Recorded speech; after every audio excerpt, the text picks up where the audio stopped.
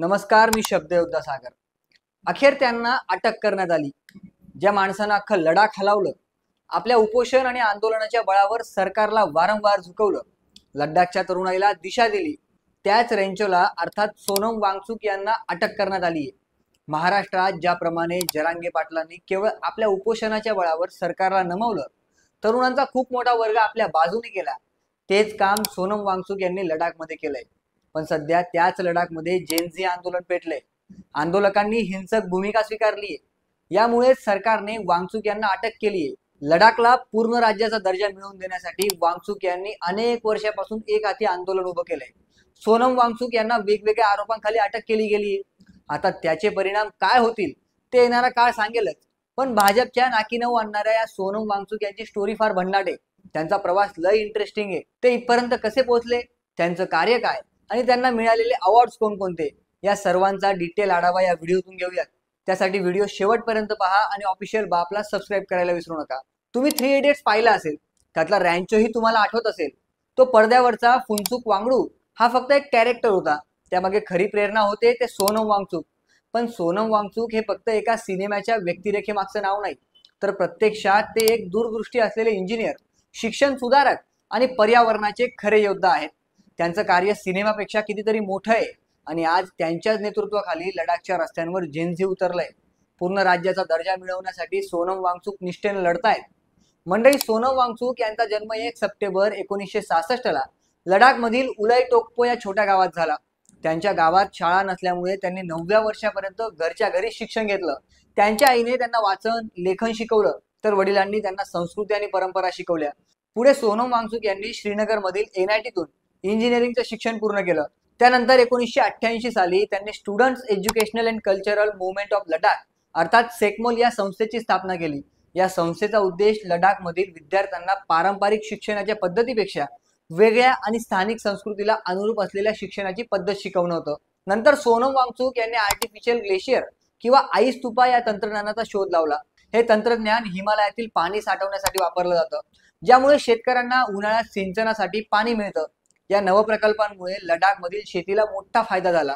वांगचुक यांना त्यांच्या आईस तुपा या कल्पनेसाठी 2016 मध्ये प्रतिष्ठित रोलेक्स इनोव्हेशन पुरस्कार मिळाला होता। या व्यतिरिक्त सोनम वांगचुक यांच्या शैक्षणिक आणि पर्यावरणीय कार्याला अनेक राष्ट्रीय आणि आंतरराष्ट्रीय पुरस्कार मिळाले आहेत। 2017 मध्ये सस्टेनेबल आर्किटेक्चर या जागतिक पुरस्काराने त्यांचा गौरव केला। तसंच 2018 साली आशियातील नोबेल समजला जाणारा प्रसिद्ध रेमेन मेगसेसे पुरस्काराने त्यांना सन्मानित केलं गेलं। मेगसेसे पुरस्कार समितीने त्यांच्या नाविन्यपूर्ण शिक्षण सुधारणांसाठी आणि लडाखी तरुणांना चांगलं भविष्य उपलब्ध करून देण्यासाठी त्यांनी केलेल्या समुदाय आधारित कार्याचं विशेष कौतुक केलं। सोनम वांगचुक हे लडाखमध्ये मोठ्या प्रमाणात सामाजिक कार्य करतात।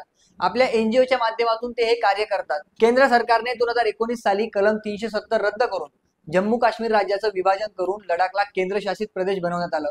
यामुळे लडाखच्या लोकांमध्ये असंतोष निर्माण झाला। त्यानंतर सोनम वांगचुक यांनी सेव्ह लडाख हे आंदोलन सुरू केलं, ज्यामध्ये लडाखला राज्याचा दर्जा मिळावा आणि 6वी अनुसूची लागू करावी अशी मागणी केली गेली। पण अद्यापही लडाखच्या लोकांची ती मागणी पूर्ण झालेली नाहीये। म्हणून तेव्हापासून तर आतापर्यंत आंदोलन शांततेच्या मार्गाने सुरू आहे। याचाच भाग म्हणून सोनम वांगचुक यांनी 35 दिवसांचं उपोषण जाहीर केलं होतं। 10 सप्टेंबर पासून सोनम वांगचुक आणि लडाखच्या अपेक्स बॉडीचे 15 कार्यकर्ते उपोषण करत होते। पण मंगळवारी अपेक्स बॉडीच्या 2 कार्यकर्त्यांची तब्येत बिघडल्यामुळे त्यांना रुग्णालयात दाखल करावं लागलं। या घटनेनंतर बुधवारी लेह बंद जाहीर करण्यात आला। बंद दरम्यान मोठ्या संख्येने तरुण रस्त्यावर उतरले आणि मार्च काढला।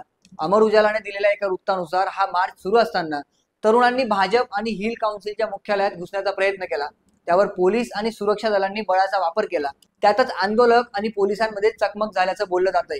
या दरम्यान काही आंदोलकांनी स्थानिक भाजप कार्यालयात आगही लावली आणि तिथूनच लडाखच्या आंदोलनाला हिंसक वळण लागल्याचं बोललं गेलं। सोनम वांगचुक 2019 पासून तर आतापर्यंत शांततेच्या मार्गाने आंदोलन करत सरकारसाठी डोकेदुखी ठरतायत। पण आता 24 सप्टेंबर 2025 रोजी लडाखमध्ये लेह शहरात झालेल्या हिंसक आंदोलनानंतर सोनम वांगचुक यांना अटक करण्यात आली आहे। त्यांच्यावर राष्ट्रीय सुरक्षा कायद्याअंतर्गत कारवाई करण्यात आली आणि त्यांना जोधपूर केंद्रीय कारागृहात स्थानांतरित करण्यात आले।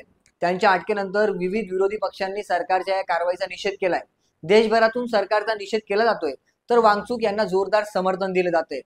सरकारनं लेहमध्ये उसळलेल्या हिंसाचारासाठी वांगचुक यांना जबाबदार धरत त्यांच्यावर राष्ट्रीय सुरक्षा कायद्याअंतर्गत कारवाई केली।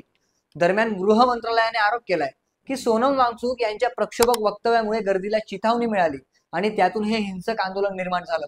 सरकार आणि लडाखमधील संघटनांच्या प्रतिनिधींमध्ये चालू असलेल्या चर्चेतील प्रगतीमुळे काही राजकीय हेतू असलेल्या व्यक्ती समाधानी नाहीत।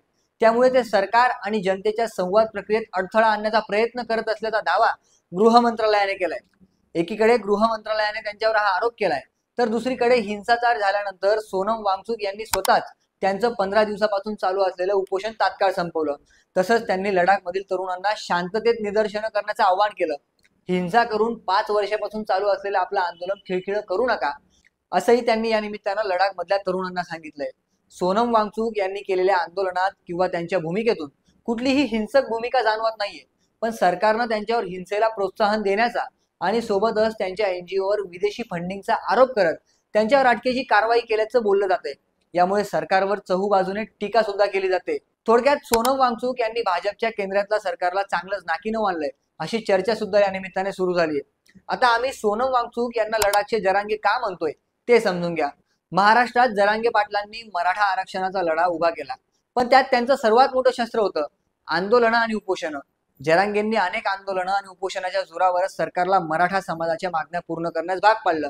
त्यांनी सरकार समोर प्रश्न इतक्या तीव्रतेने मांडले की अखेर सरकारला झुकावंच लागलं। अगदी त्याच प्रकारे लडाखमध्ये सोनम वांगचुक यांनी केलंय। त्यांनीही आपला लढा अहिंसक आंदोलन आणि उपोषणाच्या माध्यमातूनच उभारला। त्यांनी उंच हिमालयाच्या कुशीत आणि कडाक्याच्या थंडीत उपोषण केलं, तर कधी पदयात्रा काढली आणि या सर्व गोष्टींनी लडाखच्या प्रश्नांकडे संपूर्ण देशाचं लक्ष वेधलं। जसं जरांगे यांनी मराठा समाजाला आपल्या बाजूने एक दिलाने उभं केलं, तसंच वांगचुक यांनी लडाखच्या तरुणाईला जागा केलं आणि आपल्या हक्कांसाठी रस्त्यावर उतरवलं।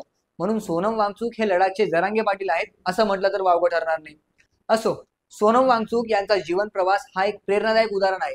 त्यांनी शिक्षण, पर्यावरण आणि सामाजिक न्याय या क्षेत्रात केलेलं कार्य लडाखच्या लोकांसाठी मोलाचं आहे। त्यांच्या कार्यामुळे लडाखमधील लोक जागरूक झाले आहेत आणि त्यांनी त्यांच्या हक्कांसाठी लढा देण्याचं ठरवलंय। आता सरकार यावर काय भूमिका घेतं ते पाहणं महत्त्वाचं ठरणार आहे। पण तुर्तास तुम्हाला याबाबत काय वाटतं, कमेंट करून नक्की सांगा।